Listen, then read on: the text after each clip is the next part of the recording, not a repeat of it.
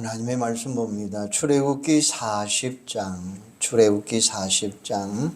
34절 말씀부터 38절 말씀까지입니다. 출애굽기 40장 34절에서 38절입니다. 같이 읽겠습니다. 구름이 휘막에 덮이고 여호와의 영광이 성막에 충만하며 모세가 휘막에 들어갈 수 없으니 이는 구름이 휘막 위에 덮이고 여호와의 영광이 성막에 충만하였으며 구름이 성막 위에 떠오를 때에는 이스라엘 자손이 그 모든 행진하는 길에 앞으로 나갔고 구름이 떠오르지 않을 때에는 떠오르는 날까지 나가지 아니하였으며 낮에는 여호와의 구름이 성막 위에 있고 밤에는 불이 그 구름 가운데 있음을 이스라엘의 온 족속이 그 모든 행진하는 길에서 그들의 눈으로 보았더라. 아멘. 사람들은 일평생 살아가면서 많은 만남의 기회들을 가지고 그 만남을 통해서 삶의 질이 결정이 됩니다. 어떤 사람은 머리도 좋고 재능도 뛰어난데 시대를 잘못 타서 빛을 못 보는 사람도 있습니다. 어떤 사람은 성품도 좋고 외모도 좋고 아름다운데 사람을 잘못 만나서 평생 고생하는 사람도 있습니다. 그런가 하면 어떤 사람은 좋은 만남, 인생이 활짝 열려서 풍요롭게 살아가는 사람도 있습니다. 이처럼 우리는 만남이 서로에게 좋은 만남이 되게 해야 합니다. 사람은 평생 동안 4번의 중요한 만남을 가지고 있는데 그것은 부모와의 만남, 친구와의 만남, 스승과의 만남, 배우자의 만남입니다. 사람마다 약간의 차이는 있겠지만 보통 경우에는 이 4가지 만남을 가지고 살아간다는 거예요. 하지만 우리가 꼭 가져야 되는 중요한 만남이 있는데 그것은 바로 하나님 만나는 거예요. 이 만남은 우리에게 가장 영광스러운 만남이며 가장 위대한 만남이라고 할 수 있습니다. 우리가 하나님 만나면 우리의 삶에 놀라운 일들이 벌어집니다. 그래서 우리가 하나님 만나는 것이 은혜요, 영광이요, 기쁨이 되는 것입니다. 하나님은 간절하게 찾는 자를 만나주시겠다라고 말씀하셔요. 예레미야 29장 13절에 보면 너희가 온 마음으로 나를 구하면 나를 찾을 것이요 나를 만나리라 라고 말씀하셔요. 온 마음으로 구한다, 찾는다 이 말은 열심히 찾는다, 부지런히 찾는다라는 말이에요. 우선적으로 찾는다. 우리가 그렇게 해서 하나님 만나면 비로소 내가 누구인가를 알고 참으로 복된 인생을 살아갈 수가 있습니다. 성경에 보면 서로가 비교가 되는 사람들이 나와요. 다윗은 온갖 조롱과 비웃음과 비난을 당했지만 그러나 그 고통 속에서도 언제나 승리의 삶을 살았어요. 반대로 압살롬의 참모였던 아히도벨은 자신의 제안이 받아들여지지 않아 괴로워하다가 스스로 목숨을 끊기도 했습니다. 이처럼 어떤 사람은 고난 속에서도 잘 참아내는가 하면 그렇지 못한 사람도 있습니다. 그것을 보면서 환경이 우리를 넘어지게 하는 것이 아님을 알 수 있습니다. 쉬운 길도 어렵게 가는 사람이 있는가 하면 반대로 어려운 길을 정말로 쉽게 가는 사람도 있습니다. 그런가 하면 어떤 사람은 어려운 길도 쉽게 가는 사람입니다. 한마디로 말하면 하나님 바라보며 하나님 의지하며 나가는 사람은 어려운 길도 쉽게 가고 어려운 환경도 잘 극복할 수 있어요. 그러므로 여러분도 하나님 바라보면서 아무리 어려운 길도 쉽게 가는 성도들이 되기를 주님의 이름으로 축원합니다. 이스라엘 백성들이 광야에서 40년 동안 고통 중에 놓여 있었지만 많은 축복을 받아요. 좋은 환경에 사는 사람보다 오히려 고난 중에 있는 사람들이 축복의 비밀을 더 알고 있는 경우가 있습니다. 그런 사람들이 밥 한 그릇만 있어도 감사하고 하나님이 축복해 주시면 기뻐서 감격의 눈물을 흘립니다. 이스라엘 백성들에게 광야의 삶은 정말로 힘들었고 고통스러운 삶이었어요. 하지만 그들에게 하나님의 축복을 빼앗아 가지는 못했어요. 광야에서 이스라엘 백성들은 쓴물이 단물이 되고 하늘에서 만나를 내리고 바위에서 샘물이 터지고 원수들이 공격할 때에 하나님이 지켜주시는 놀라운 일들을 수없이 경험했습니다. 더 나아가서 항상 예배할 수 있고 언제든지 하나님 만날 수 있는 성막의 축복도 그들이 경험하면서 광야 생활을 했어요. 어쩌면 세상을 살아가는 성도들의 걸음이 바로 광야라고 저는 생각합니다. 그 길은 분명히 어렵고 힘들고 고난의 길입니다. 하지만 광야에서 이스라엘 백성들이 실족하지 않을 수 있었던 비결이 뭘까요? 그것은 바로 그들이 거하는 광야, 그곳에서 구름 기둥, 불 기둥의 축복이 그들과 함께 했기 때문이에요. 그러므로 광야의 삶을 살아가는 여러분도 구름 기둥, 불 기둥의 축복을 날마다 체험하면서 누리면서 승리하는 여러분들이 되기를 주님의 이름으로 축원합니다. 그러면 구름 기둥, 불 기둥에는 세 가지 의미가 있습니다. 첫째는 구름 기둥, 불 기둥은 하나님의 임재하심을 상징하는 거예요. 구름 기둥, 불 기둥이 임하는 곳에는 언제나 하나님의 영광이 임했어요. 그래서 우리가 구름 기둥, 불 기둥을 하나님의 축복이다라고 말해요. 오늘 본문 35절에 보면 모세가 회막에 들어갈 수 없었으니 이는 구름이 회막 위에 덮이고 여호와의 영광이 성막에 충만함이었으며 라고 이야기해요. 하나님의 영광이 언제 임했다고 합니까? 다시 말씀드리면 이스라엘 백성들이 완공된 회막에서 예배 드릴 때에 하나님의 영광이 임했다는 거예요. 우리도 예배를 통해서 하나님의 영광이 임해야 합니다.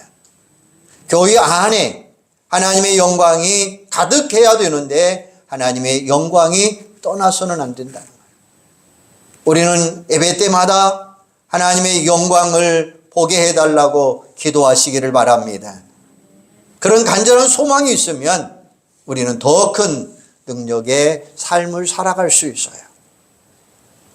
요한계시록에서 가장 강조하는 주제가 여러분 뭡니까? 재림도 아닙니다. 최후의 심판도 아닙니다. 말세의 징조도 아닙니다. 요한계시록에서 가장 강조하고 있는 것이 뭐냐? 예배라고 하는 말씀이에요. 그래서 우리가 요한계시록을 보면 예배의 내용으로 가득 차 있어요. 말씀이 아예 예배로 시작해서 예배로 끝이 납니다. 예배가 그만큼 우리에게는 중요하다는 거예요. 여러분, 마지막 최후의 승리는 어디 있습니까? 그거는 교회예요. 이유가 뭐냐? 교회 안에 예배가 있기 때문에. 그러므로 우리가 다른 건 몰라도 예배만큼은 어떤 일이 있어도 붙드는 여러분들이 되기를 바랍니다. 그런데 지금 우리는 어떻습니까? 혹시 예배를 귀찮게 생각하지는 않으십니까? 아니면 마음이 없는 형식적인 예배를 드리고 있습니까? 솔로몬은 자신에게 있는 최상의 것을 하나님 앞에 드렸습니다. 지금 우리는 하나님께 뭘 드리고 있습니까? 물질도 마음도 쓰다 남은 것을 드리고 있지는 아니한지요. 아니면 마지못해서 하나님께 예배 드리고 있지는 않는지요. 하나님은 우리가 드리는 예배를 굉장히 좋아하시는 분이에요. 그래서 우리가 예배를 잘 드리면 하나님께서 우리를 반드시 축복해 주십니다. 더 나아가 우리의 필요를 반드시 채워주시는 분이에요. 우리가 물질의 어려움, 이 상황에 놓여 있다 할지라도 예배 드리는 성도들에게는 언제나 소망이 있다는 것. 왜냐하면 예배를 통해서 하나님이 우리와 함께 하시기 때문에. 그러므로 예배를 항상 소중하게 생각하는 여러분 되기를 바랍니다. 두 번째는 구름 기둥 불 기둥은 하나님의 보호하심을 의미하는 거예요. 21절에 보면, 출애굽기 13장 21절에 보면 여호와께서 그들 앞에서 가시며 낮에는 구름 기둥으로 그들의 길을 인도하시고 밤에는 불기둥을 그들에게 비추사 낮이나 밤이나 진행하게 하시니 낮에는 구름 기둥 밤에는 불기둥이 백성 앞에서 떠나지 아니하니라. 광야는 우리가 생각하는 것보다 훨씬 더 어렵습니다. 힘든 곳입니다. 무더위가 장난이 아닙니다. 하지만 아무리 광야라도 그늘 속에 들어가면 얼마든지 시원해요. 하나님께서 이스라엘 백성들에게 그런 그늘이 되어주시겠다라고 했어요.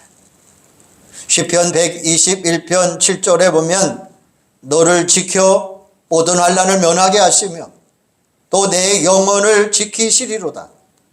여호와께서 너의 출입을 지금부터 영원까지 지키시리로다 라고 말씀하셔요.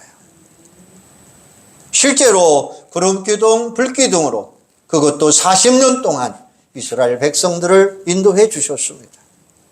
이게 바로 하나님이 우리를 보호해 주시는 축복이에요. 우리가 살고 있는 세상에는 파도치고 비바람이 불고 눈보라가 몰아칩니다. 이게 지금 우리의 현실입니다. 하지만 하나님께서 그런 여러분을 지키시고 보호해 주실 것을 확실히 믿는 자들 되시기를 바랍니다. 엄밀히 보면 우리 인생은 하나님이 지키시고 보호해 주셨기 때문에 살고 있는 거예요. 내 뜻대로 살면 잘 될 것 같아도 절대 그렇지 못합니다. 구약 성경에서 가장 멋진 표현이 저는 신명기 32장 10절입니다. 저는 이렇게 봅니다. 자기의 눈동자같이 지키셨도다라고 말씀하셔요. 우리 몸에 가장 연약한 부분이 눈동자입니다. 그래서 하나님이 눈동자를 뼈 깊은 곳에 숨겨놓고 가장 빠른 신경으로 방어해주는 눈꺼풀을 만들어 주었어요. 다른 것들은 생각한 후에 움직입니다.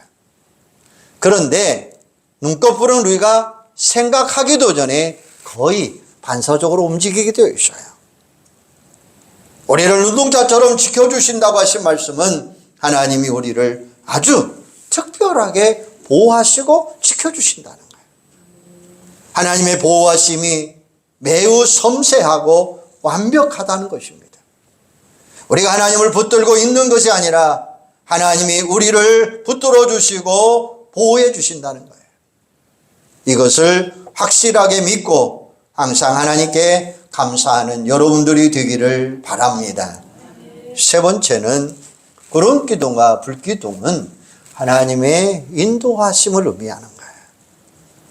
첫째는 임재라고 했어요. 두 번째는 보호라고 했어요. 세 번째는 인도입니다. 구름기둥과 불기둥은 나침반과 같습니다. 우리는 광야 같은 세상에 살고 있습니다. 우리는 태평양 한가운데 떠 있는 작은 배와 같습니다. 그래서 우리가 무작정 가는 것보다는 방향을 정해놓고 가는 것이 굉장히 중요해요. 그래야 우리가 방황하지 않게 되고 항상 옳은 길로 가게 되어 있습니다. 여러분, 방황이 뭡니까? 열심히 살지 않는다는 뜻이 아니라 열심히 살고 성실하게 살아도 방향이 잘못되었다, 잘못된 삶을 의미하는 거예요. 방향은 우리 마음대로 갈 수 있는 것이 아닙니다. 우리 인생도 마찬가지입니다. 내 마음대로 사는 것이 아니기 때문에 반드시 누군가가 있어야 됩니다. 그건 바로 안내자입니다. 이스라엘 백성들에게는 구름기둥, 불기둥이 바로 안내자 역할을 했습니다. 구름기둥이 멈추면 이스라엘 백성도 멈췄고, 구름기둥이 움직이면 이스라엘 백성들도 같이 움직였습니다. 이스라엘 백성들에게 40년 동안의 광야 생활은 의롭지 않는 이유는 바로 하나님께서 구름기둥, 불기둥으로 그들을 인도해 주셨기 때문이에요. 오늘 우리 인생의 안내자도 하나님 한 분밖에 없습니다. 하나님께서 우리를 구름기둥, 불기둥으로 인도해 주시고 우리는 그만 따라가면 됩니다. 구름기둥이 멈추면 우리도 멈추고, 구름기둥이 움직이면 우리도 같이 움직이면 돼요. 구름기둥이 사막으로 가면 우리도 사막으로 따라가고, 산으로 가면 산으로 따라가고, 바다로 가면 바다로 따라가면 돼요. 그런데 우리는 어떤 신앙생활 합니까? 내가 먼저 가고 하나님 뒤따라 오라고 이야기합니다. 일은 내가 저질러 놓고 해결은 하나님이 하십시오라고 이야기합니다. 이게 지금 우리가 하고 있는 신앙생활이에요. 여러분, 신앙생활은 절대로 힘들거나 어렵지 않습니다. 왜요? 별로 복잡한 일도 아니에요. 왜 복잡하지 않습니까? 뭐라고 하든지 하나님이 함께 하면 돼요.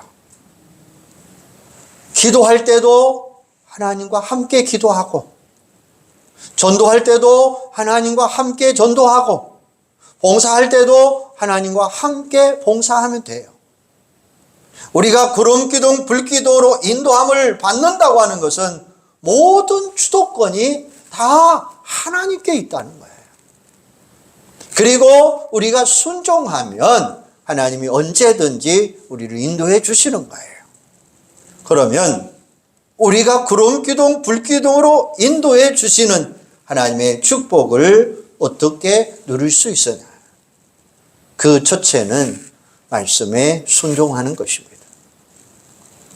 오늘 본문, 오늘 출애굽기 39장 42절에 보면 이스라엘 자손이 모든 역사를 마치매 모세가 그 마친 모든 것을 본즉 여호와께서 명령하신 대로 되었으므로 모세가 그들에게 축복하였더라. 우리가 생각한 대로가 아닙니다. 사람이 다 자기 주장이 있고 자기 생각이 있습니다. 이 자리에 자기 주장이 없는 사람 누가 있겠습니까? 하지만 나를 너무 믿으면 반드시 또 낭패를 당해요.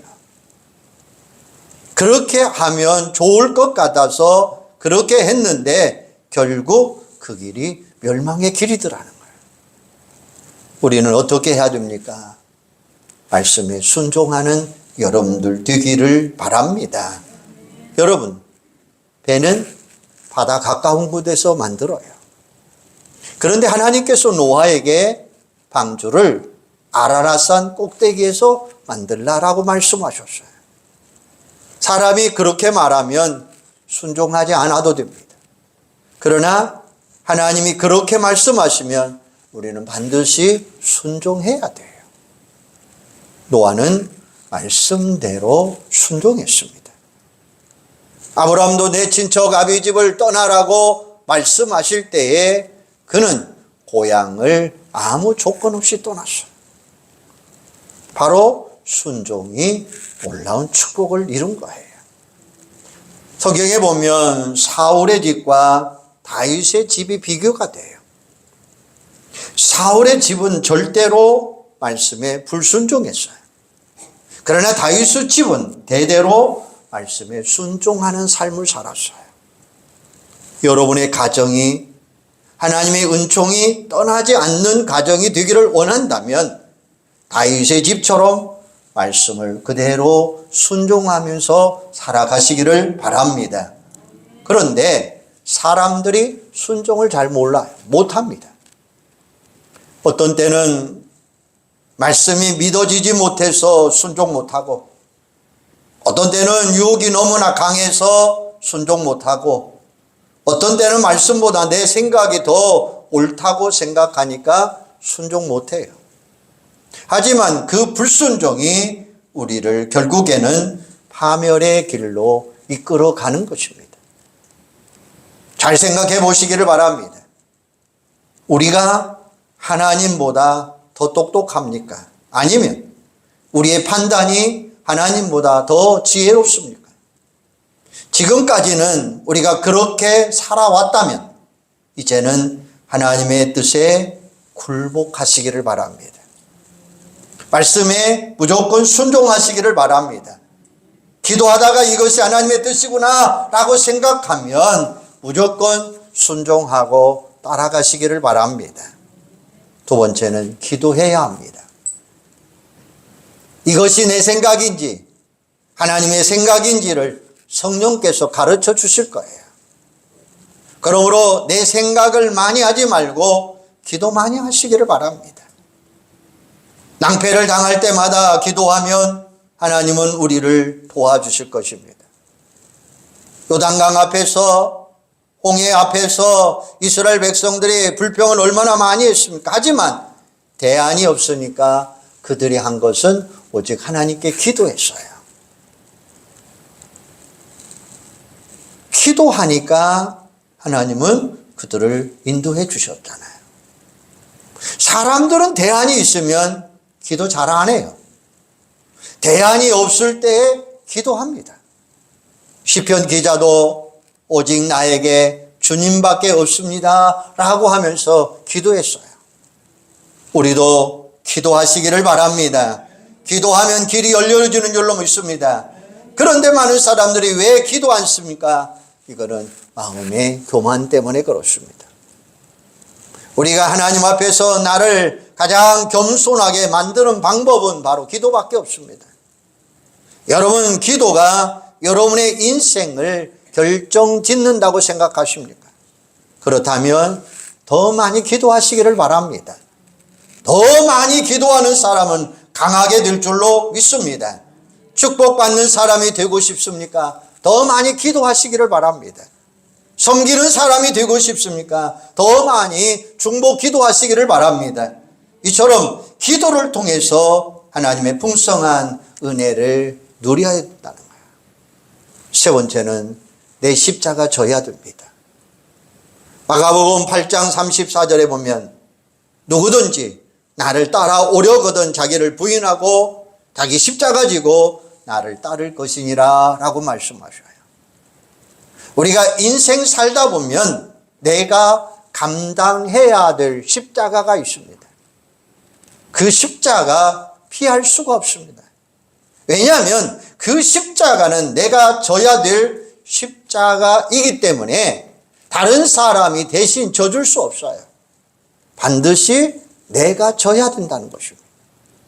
십자가 지고 가다 보면 다른 것들은 덤으로 얻을 수가 있습니다. 솔로몬이 하나님께 지혜를 구했더니 하나님은 지혜만 주시는 것이 아니라 장수의 축복도 주시고 명예의 축복도 주시고 부의 축복도 주시고 심지어는 원수들을 이길 수 있는 능력까지도 허락하여 주셨습니다. 내가 짊어져야 될 십자가 내가 져야 된다라는 말씀이에요. 그것을 우리는 사명이라고 말하는데 다음과 같은 세 가지 사명이 있어요. 첫째는 더 많이 가진 것이 사명이라고 했습니다. 하나님께서 우리에게 더 주신 것이 있습니다. 그것을 사명이라고 생각하고 더 열심히 살아가시기를 바랍니다. 두 번째는 부담감이 사명이라고 했습니다. 하나님은 나에게 계속 부담을 주시지는 않습니다. 그것이 나에게 주어진 사명입니다. 세 번째는 아픔이 사명이라고 했어요. 내 마음의 아픔을 느끼면서 더 많은 영혼을 품어주는 사명자가 되라는 것입니다. 광야의 삶은 아름답고 우리에게는 오히려 축복입니다. 물론 광야 자체가 아름답다라고 하는 말은 아니에요. 그곳에서 하나님 만나고 하나님 계시기 때문에 하나님의 임재함을 체험하기 때문에 그곳에서 하나님의 뜻을 찾을 수 있다는 거예요. 그래서 아름답다는 거예요. 마치 밭에서 보물을 발견한 것처럼 너무너무 행복하다는 것입니다. 거기에 우리 인생을 걸 만큼 가치가 있는 거예요. 우리가 광야길을 걸어갈 때 우리를 더 낮추고 때를 벗겨 깨끗하게 해주시고 축복의 그릇으로 우리를 젖과 꿀이 흐르는 가나안 땅으로 인도해 주시겠다라고 말씀하고 있어요. 바로 거기에 우리는 투자하자는 거예요. 거기에 목숨 걸자는 것입니다. 스펄전 목사님은 이런 말을 했어요. 만일 당신이 어둠에 처했을 때 주님을 태양으로 삼으라. 그가 당신을 빛으로 인도할 것이다. 만일 당신이 광야 행로에서 길을 잃어버렸을 때 주님을 인도자로 삼으라. 그가 당신을 인도해 주실 것이다. 이처럼 하나님께서 우리를 구름기둥, 불기둥으로 인도해 주시겠다는 거예요. 하나님의 놀라운 영광이 우리에게 임하게 됩니다. 하나님이 함께 하심으로 말미암아 우리는 어떤 어려운 길도 쉽게 걸어가는 믿음의 역사가 일어날 줄로 믿습니다. 우리는 이런 하나님 앞에 투자하자는 거예요. 이런 하나님 앞에 목숨 걸자는 거예요. 그러면 하나님은 여러분과 함께 하시고 인도해 주시고 축복해 주실 줄로 믿습니다. 하나님 꼭 붙잡으시기를 바랍니다. 하나님 꼭 인도함을 받는 믿음의 성도들이 되기를 주님의 이름으로 축원합니다. 기도하겠습니다. 하나님 은혜와 사랑을 감사합니다. 우리 하나님은 우리를 인도해 주시는 줄로 믿습니다. 우리 하나님은 우리를 축복해 주시는 줄로 믿습니다. 그러기 위해서는 말씀에 순종하게 하시고 기도 더 많이 하게 하시고 내 십자가 내가 지고 그 주님 따라가게 하여 주시옵소서. 십자가 지고 가다 보면 하나님은 우리에게 놀라운 은혜로 축복해 주시는 줄로 믿습니다. 솔로몬에게 주셨던 그런 놀라운 은혜의 축복도 주시는 줄로 믿습니다. 아브라함에게, 이삭에게, 야곱에게 주셨던 그 놀라운 축복도 우리에게 주시는 줄로 믿습니다. 우리 온 성도들이 하나님의 놀라운 영광을, 임재함을 체험하게 하시고 인도함을 체험하게 하시고 오직 하나님의 뜻을 쫓아가는 복되고 귀한 자들로 세워 주시옵소서. 예수님의 이름으로 기도하옵나이다. 아멘.